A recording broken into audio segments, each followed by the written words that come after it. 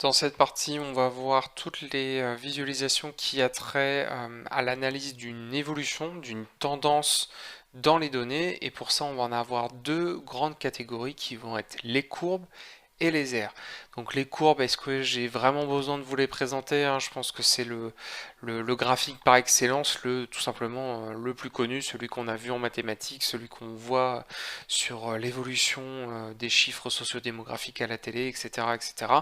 Euh, Quand même pour rappel, donc on va avoir par rapport, alors souvent à des dates, ou en tout cas à un temps, des valeurs associées, donc ça va nous faire une multitude de points, et ces points on va les relier par un trait qui va nous du coup nous créer tout simplement une courbe.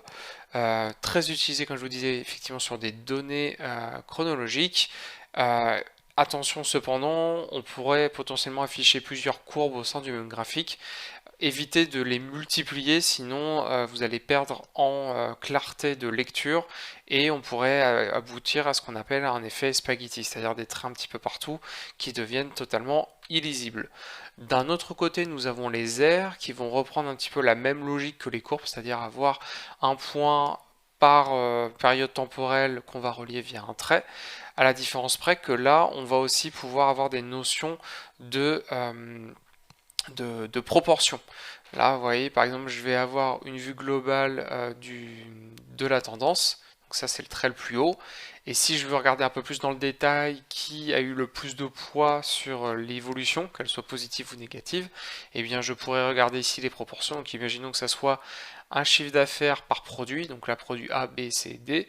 Et là, je peux voir tout de suite que potentiellement, c'est le produit jaune là qui a plus que les autres peut-être participer à l'évolution positive du chiffre d'affaires. Donc là, il faut bien avoir en tête que du coup cette zone qui est peinte, elle a une certaine hauteur du coup sur l'axe des ordonnées et c'est justement cette hauteur qui va lui signifier le poids qu'elle a à l'instant T vis-à-vis des autres catégories qui se situent juste en dessous. Donc c'est idéal pour effectivement afficher tout ce qui va être évolution de chiffre d'affaires, le trafic mensuel sur un site web ou encore des courbes épidémiologiques. On en a vu énormément sur l'année 2020 et d'ailleurs c'est ce sur quoi on va travailler dans le fichier Excel associé à cette partie. Même si on avait vu pendant l'introduction comment créer une courbe, on va voir quelques nouvelles options ensemble. Donc déjà, on va sélectionner ce grand tableau pour vous expliquer qu'il contient des données concernant le nombre de cas de Covid-19. Voilà, c'est un sujet joyeux mais très actuel sur l'année 2020. Donc le nombre de cas rencontrés par pays. Donc nous avons 4 pays européens, la France, l'Allemagne, l'Italie et l'Espagne. Et si vous voulez creuser le sujet, vous avez ici le GitHub sur lequel j'ai téléchargé les données. Donc vous pouvez potentiellement continuer en récupérant la suite des données et vous entraîner à faire l'exercice. Et la première colonne correspond du coup aux dates, hein. Donc là je l'ai du 22 janvier jusqu'au 14 juin. Donc on va sélectionner le tableau. On va aller sur l'insertion, sélectionner une courbe, et ici, voilà. Bon, le titre, on va pas le garder pour l'instant. Donc on se retrouve du coup automatiquement avec chaque courbe par pays. Donc on voit ici l'évolution du nombre de cas. Alors c'est pas le nombre de cas actifs, hein, c'est le nombre de cas qu'il y a eu depuis le début. Donc en fait on rajoute plus un à chaque fois qu'il y a un nouveau cas, même si les gens ont été guéris entre temps. Mais voilà, on voit effectivement qu'il y a quand même une tendance globale qui s'est répétée sur les 4 pays. Qu'est-ce qu'on va pouvoir faire par rapport à ça? Alors déjà, je pense que vous le verrez, du coup, on a une très forte granularité sur la courbe, hein. C'est-à-dire que là, c'est très assuré. Pourquoi? Parce que on a énormément de granularité ici dans les dates, hein. On a 6 mois de données sur un seul graphique. Donc ce qu'on peut potentiellement faire par rapport à ça, c'est d'aller modifier la granularité sur la période temporelle. Donc pour ça, on va aller sélectionner ici la frise, on va aller sur mise en forme de l'axe, ici, et ensuite on va pouvoir définir l'unité qu'on veut sur l'élément, et donc par exemple plutôt dire le nombre glissé sur les mois. Donc là typiquement je n'aurai plus qu'un seul point sur les mois. Et d'ailleurs, en parlant de points, vous avez une autre visualisation qui est possible au niveau des courbes, c'est avec les points. Alors là, c'est pas très visuel, mais en gros, parce que là on a beaucoup de valeurs, mais en gros ça va vous rajouter un point visuellement sur chacune des valeurs. Voilà. Mais pour moi les courbes suffisent largement. Tac. Donc on va rester là-dessus. Bon, on voit qu'ici ça marche pas très bien, hein, du coup, parce que justement on a que 6 mois, donc là pour le coup c'est un peu trop large. Donc on va rester sur ce qu'on faisait, donc à savoir on va rester sur un nombre de jours tout simplement. Après, si ici on vient modifier, on peut potentiellement lisser un peu plus les courbes, vous voyez, parce que là du coup il va prendre moins de points en compte. Parce que là du coup je lui indique de prendre par exemple une valeur toutes les 5 valeurs, ce qui va permettre de lisser un petit peu la courbe, tout simplement. Vous voyez là, 10, 5, etc. etc. Donc potentiellement plus simple à consulter, tout simplement. Ensuite, autre fonctionnalité qui peut potentiellement être intéressant et qui marche d'ailleurs sur tous les graphiques, c'est les systèmes de filtres. Donc vous pouvez tout à fait mettre à disposition un graphique dans un fichier Excel. Et je pense que vous aurez remarqué, il y a un dernier item ici qui correspond à un entonnoir qui fait office de filtre tout simplement. Donc là je peux filtrer soit sur le pays que je souhaite afficher, le ou les pays, soit je peux aussi filtrer sur des dates. Là d'ailleurs on voit, vous voyez tout de suite en surbrillance là les dates qui correspondent tout simplement. Et par rapport à ça, on va nous, par exemple, n'afficher que la France. On va aller appliquer notre rendu. Alors ça ne veut pas dire que les données sont désélectionnées, ça veut juste dire qu'on ne les affiche pas. Donc si je resélectionne ici, évidemment la courbe réapparaît. Donc là-dessus, pas d'inquiétude. Donc j'applique pour isoler la courbe de France. Donc ça c'est un outil qui est bien pratique et comme je vous disais qui marche sur n'importe quel graphique. Et ce qu'on voudrait faire maintenant c'est afficher une courbe d'évolution. On en avait un petit peu parlé pendant l'introduction. Et donc pour ça, on va se rendre ici dans les éléments graphiques. Et alors déjà, on peut avoir donc une courbe de tendance, tout simplement. Avec, alors là pour le coup, là il descend un petit peu l'échelle. Ça c'est à cause des réglages, je pense que j'ai fait ici.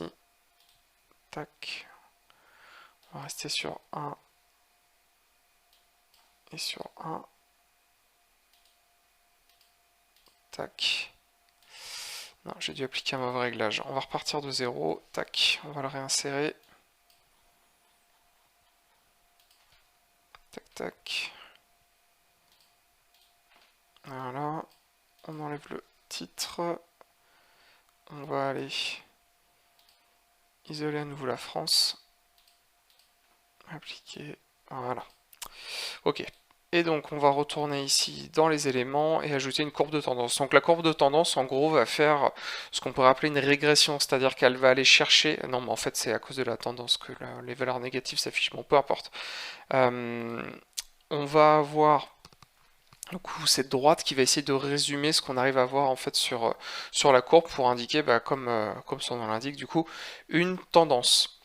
On va pouvoir faire d'autres types de tendances ici, donc là je vais aller décocher celle-ci et je vais plutôt aller dans les réglages avancés, donc là dans la flèche à droite et dans autre option. Et là je vais me retrouver dans un panneau qui va me permettre... Alors non, c'est pas ça que je voulais faire. Courbe de tendance, je décoche. Autre option. Ah si, pourtant c'est bien là. Voilà, c'est là où je voulais aller. Au niveau du format, donc le format linéaire, comme je vous disais, du coup c'est une droite qui va résumer, mais là comme on voit c'est pas super bien parce que du coup j'ai ce décrochage là très net qui est fait ici, ce qui fait que ça reflète pas vraiment la réalité sur ce qui s'est réellement passé.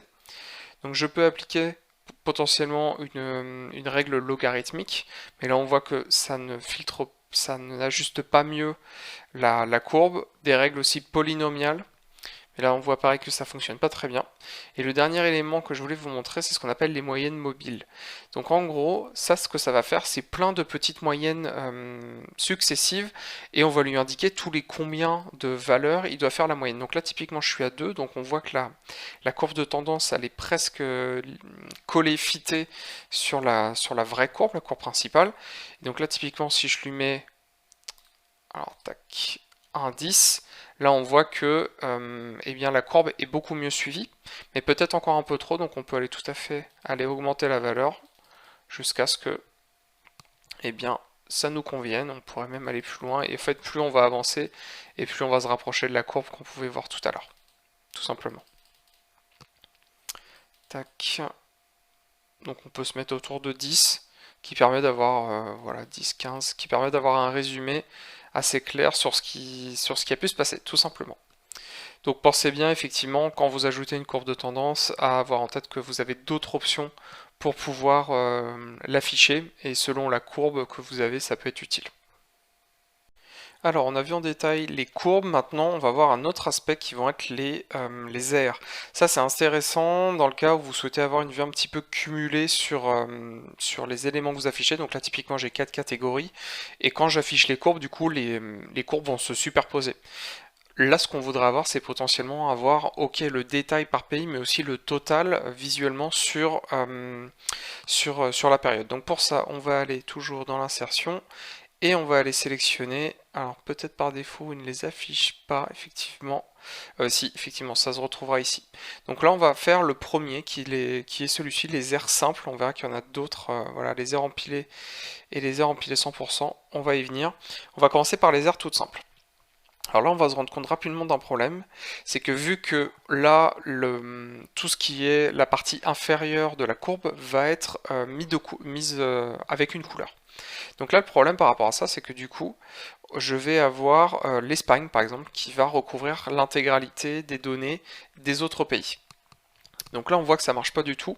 Donc là, nous, ce qu'on a besoin plutôt, c'est non pas des aires comme ça qui vont se superposer, parce qu'au final, ça revient à peu près à la même chose que les courbes, et c'est encore moins clair, parce que du coup, j'ai pas les données des autres pays qui s'affichent. Donc pour ça, je vais aller plutôt changer le type de mon graphique, et aller mettre ce qu'on appelle des courbes, des airs empilés. Donc je vais agrandir un petit peu, hop, pour voir un petit peu mieux ce que ça rend. Voilà, donc ici on a les données de chaque pays qui s'affichent en fait en cumulé. Donc là on va commencer par la France, donc le compteur est à 0, et donc là ce que vous avez en fait c'est ce qui s'est passé pour la France. Et juste au-dessus de ça on va aller additionner ce qui est apparu pour l'Allemagne, et encore au-dessus de ça pour l'Italie, et encore au-dessus de ça pour l'Espagne.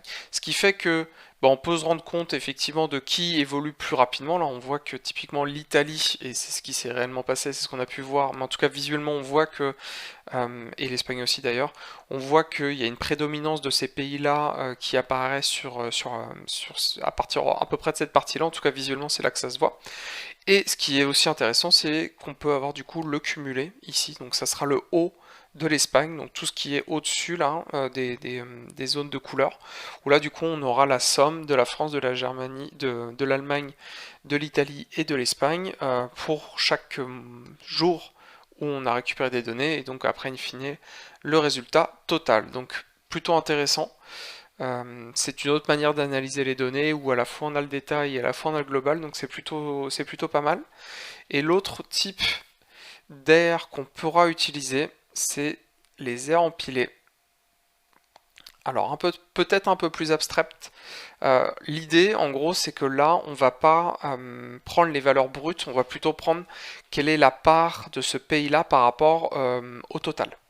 Donc là, si on regarde ici, par exemple, au tout début, on voit que c'est la France qui occupait 100% des cas de Covid en Europe, en tout cas sur ces 4 pays.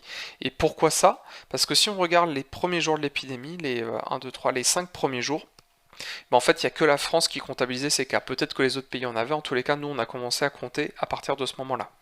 Et donc, effectivement, du 22 au 26, donc c'est à peu près ce qu'on a ici, hein, eh bien, 100% des cas sur les 4 pays étaient représentés par la France. Après, si on avance un petit peu, on voit qu'on va avoir l'Allemagne aussi, qui va commencer à apparaître quelques jours après, et c'est ce qu'on voit ici. Là, on a des valeurs, et ici, sur l'Espagne et l'Italie, nous n'en avons pas. Et après, on va avoir la comptabilisation qui va s'opérer de manière très brutale côté italien, à partir de février, où là, bah, du coup, il y a un décrochage complet. C'est-à-dire que à partir du... alors, il faudrait regarder les données, mais en tous les cas, enfin, faut quand même prendre ça avec des pincettes, parce qu'on reste sur des volumes de cas qui sont quand même relativement faibles. Mais effectivement, si on regarde ici, vous voyez le décollage qui est très net par rapport aux autres pays sur le 22, à partir du 22. Et donc là, à partir de ce moment-là, l'Italie, sur cette période-là, là, ici, va prendre une place très très forte sur la période. Et ça, du coup, c'est pas facile à voir quand on est en empilé simple, parce que les données sont extrêmement faibles au démarrage, et donc en fait, la courbe est un peu tassée par rapport aux valeurs de fin. Et donc ça, on peut pas s'en rendre compte. Donc c'est pour ça que ces aires empilées sont vachement intéressantes, ça permet de se rendre compte de ces effets-là. Et effectivement, donc sur toute cette zone-là, l'Italie prend une place qui est extrêmement importante. Après, on a un rattrapage de l'Espagne à partir de à peu près voilà à partir de mi-mars, on va dire, et jusqu'à une stabilisation de la répartition, j'ai envie de dire, sur cette période-là. Donc, on va dire à partir de mi-avril. Voilà. Et à partir de ce moment-là, bah, du coup, on a chacun sa place entre guillemets avec des pourcentages qui sont plus ou moins, qui sont plus ou moins associés à chaque pays. Voilà. Donc ça, c'est vraiment sur tout ce qui est répartition et évolution de la répartition, une visualisation que j'aime beaucoup et qui permet de se rendre compte de ces immenses effets de bord sur certaines périodes où le volume brut de données est relativement faible.